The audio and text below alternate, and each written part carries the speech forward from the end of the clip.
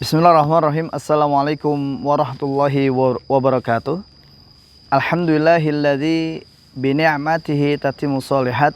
Wassalatu wassalamu ala nabiyyina Muhammad sallallahu alaihi wasallam. Subhanaka la ilma lana illa ma 'allamtana innaka antal alimul hakim. Rabbi zidni ilma. Alhamdulillah, hari ini Allah masih banyak memberikan nikmat-nikmat besarnya kepada kita semua. Sampai detik ini kita masih bisa menghirup udara yang segar, mencium bau, wangi, bahkan mulut bisa mengucap, lidah masih bisa mengecap, tangan memegang menjamah, kaki pun melangkah. Ini nikmat besar yang Allah berikan sampai detik ini kepada kita semua. Namun lagi-lagi yang menjadi pertanyaan sederhana adalah, sudahkah kita bersyukur kepada Allah Subhanahu wa Ta'ala?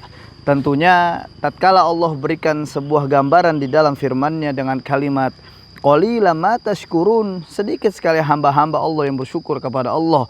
Boleh jadi kitalah yang tidak bersyukur kepada Allah. Naudzubillah tsumma naudzubillahi min dzalik. Oleh karenanya di pagi ini mari sama-sama kita mengucapkan kalimat yang pantas terucap dengan lisan kita, yakni ucapan alhamdulillah. Salawat dan taslim juga kita sampaikan kepada Muhammad Rasulullah Sallallahu Alaihi Wasallam, insan yang mulia yang dimuliakan oleh yang maha mulia. Kita semua berdoa kepada Allah di akhir hayat kita mampu mengucapkan kalimat la ilaha illallah, karena berdasarkan hadis sahih yang mulia kata Rasulullah SAW, man kana akhiru kalamihi la ilaha illallah dakhalal jannah. Kita masuk surga dan bisa bertemu dengan Rasulullah Sallallahu Alaihi Wasallam. Amin Allahumma amin. Ya, alhamdulillah, lanjut dalam pembahasan kitab Fikih Ruqyah yang ditulis oleh Ustadz Musdar Bustam Tambusai LC.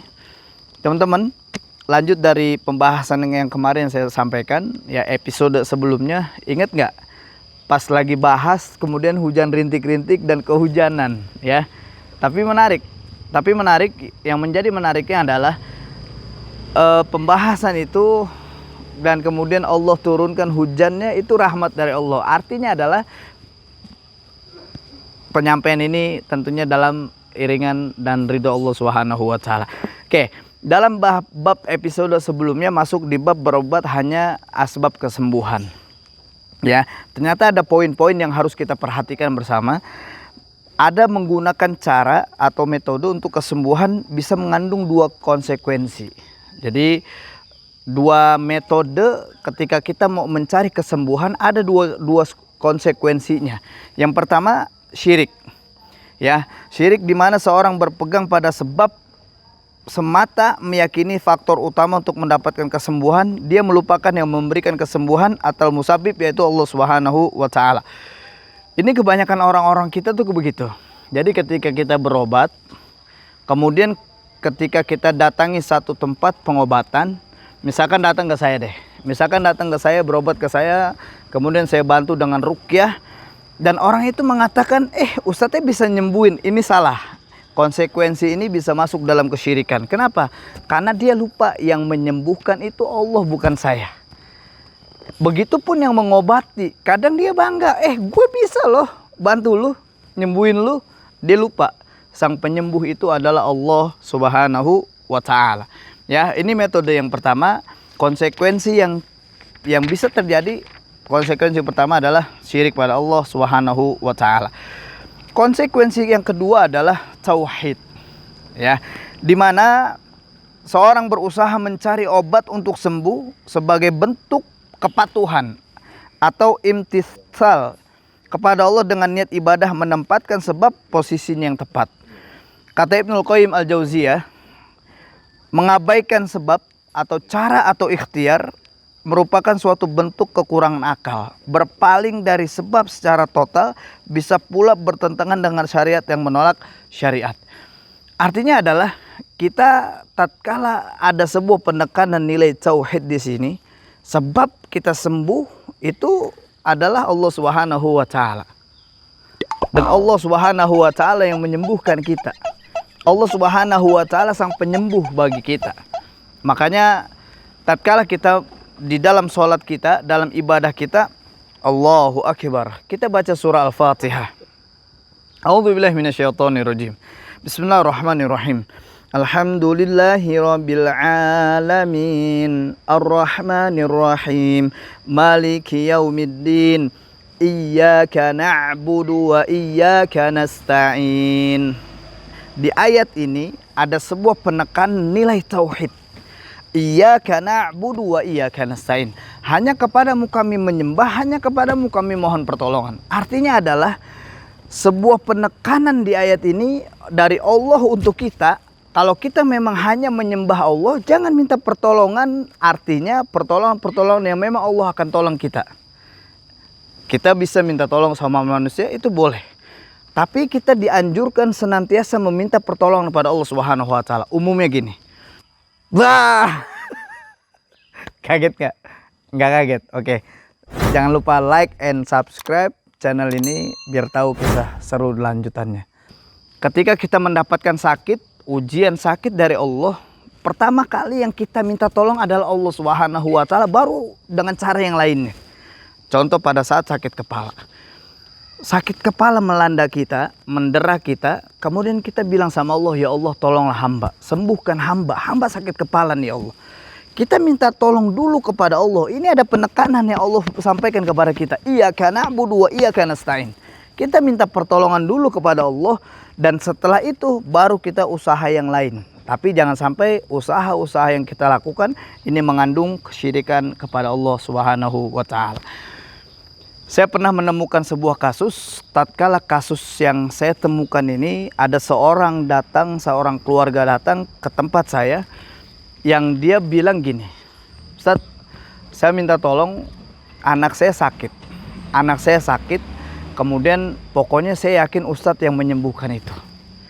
Akhirnya saya cuma sampaikan gini, Pak, Bu, saya bukan menyembuhkan, saya bisa membantu dan saya meminta, sebab saya Allah yang akan kasih sembuh. Kemudian orang itu, oh gitu Ustadz, iya, tapi kan Ustadz katanya bisa, tapi dia tetap ngotot, tetap nggak terima kalau misalkan Allah itu sang penyembuh. Saya luruskan kembali terus tauhidnya. Jadi ada sebuah penekanan dari kita agar kita juga nggak terbawa akan sebuah kesyirikan yang ada. Kita sampaikan Allah yang menyembuhkan. Akhirnya orang itu mulai mengerti, oh ternyata begitu ya. Iya begitu alurnya. Kalau Bapak Ibu yakin Allah yang menyembuhkan, bismillah.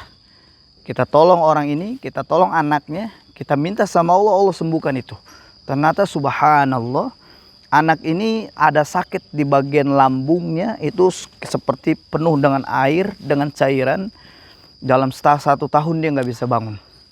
Tapi ketika saya ngajak dia meninggalkan kesyirikan yang dia pernah lakukan, artinya dengan perbuatan yang dia ucapkan tadi, dia tanpa disadari ada penekanan kalau saya nyembuhin. Padahal kan Allah. Nah ketika itu kita ajak dia buat taubat pada Allah, meninggalkan perbuatan itu, dan akhirnya dengan izin Allah, ketika dibacakan ayat-ayat Quran, kemudian perut yang dirasakannya itu, sakit yang dirasakannya itu hilang. Tentunya ini atas izin Allah Subhanahu wa taala. Selanjutnya, nggak boleh melakukan suatu cara ikhtiar kesembuhan kecuali berdasarkan syariat atau tajribah yang nggak bertentangan dengan syariat. Syekhul Islam Ibnu Taimiyah berkata, nggak boleh meyakini sesuatu sebagai suatu sebab kecuali dengan ilmu. Barang siapa menetapkan suatu sebab tanpa ilmu atau bertentangan dengan syariat, maka dia merusak atau mubtil. Jadi untuk menetapkan suatu sebagai sebab kesembuhan bisa dengan 2 cara. Jadi kalau kita mau menetapkan suatu dengan sebab kesembuhan, itu ada 2 cara. Pertama, nas-nas syariat Al-Quran dan Sunnah seperti madu, habbatus sauda, air zam-zam, zaitun dan sebagainya. Ya, kita tahu dalam hadis sahih mulia kata Rasulullah SAW, syarbatin asr, syarbatan Allahumma sholli ala Muhammad wa ala ali Muhammad. Asyifa'u fi thalathin, syarbatun asal wa syartati mihjam wa kayyatin binar. Pengobatan itu ada 3 cara. Pertama dengan minum madu, yang kedua sayatan bekam, dan yang ketiga dengan kay binar. Wa anha ummati anil kay. Tapi Rasulullah melarang umatnya melakukan kay.